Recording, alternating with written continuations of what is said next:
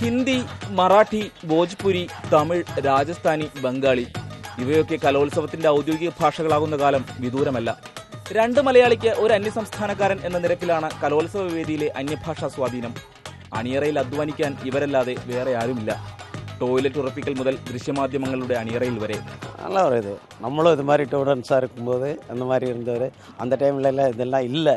இப்போ இந்த மாதிரி எல்லாம் இருக்கும்போது பார்க்கும்போது ரொம்ப சந்தோஷமாக இருக்குது. अच्छा नहीं है, अभी व्यापार कम है, प्रॉब्लम है. रात में अंदर निकलेगा, अंदर मिल जाएगी जगह क्या?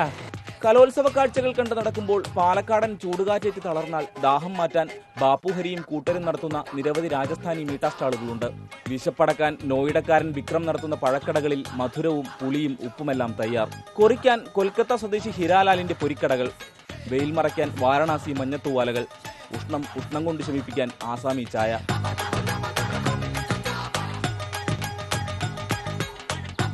കരാറുപണിയും വഴിവാണിഭവും കഴിഞ്ഞ് രാത്രി നൃത്തമൊക്കെയൊന്ന് കണ്ടാൽ കൊള്ളാമെന്നുമുണ്ട് ബിക്കാനീറുകാരൻ ബാപ്പുഹരിക്ക്. തന്റെ വക ആശംസയ്ക്കും ബാപ്പു മറന്നില്ല. കലോത്സവം മലയാളത്തിന്റേത് മാത്രമാണെന്ന് ആര് പറഞ്ഞു? അണിയറയിൽ അധ്വാനിക്കാനും വഴിവാണിഭത്തിനും കാശ്മീർ മുതൽ കന്യാകുമാരി വരെയുണ്ട്. നേട്ടങ്ങളുടെ പട്ടികയിലൊന്നും ഇവരുടെ പേരില്ലെങ്കിലും. പാലക്കാട് കലോത്സവ വേദിയിൽ നിന്നും ക്യാമറാമാൻ മാഹിനൊപ്പം ബിനീഷ് അരവിന്ദൻ, ഇന്ത്യ വിഷൻ.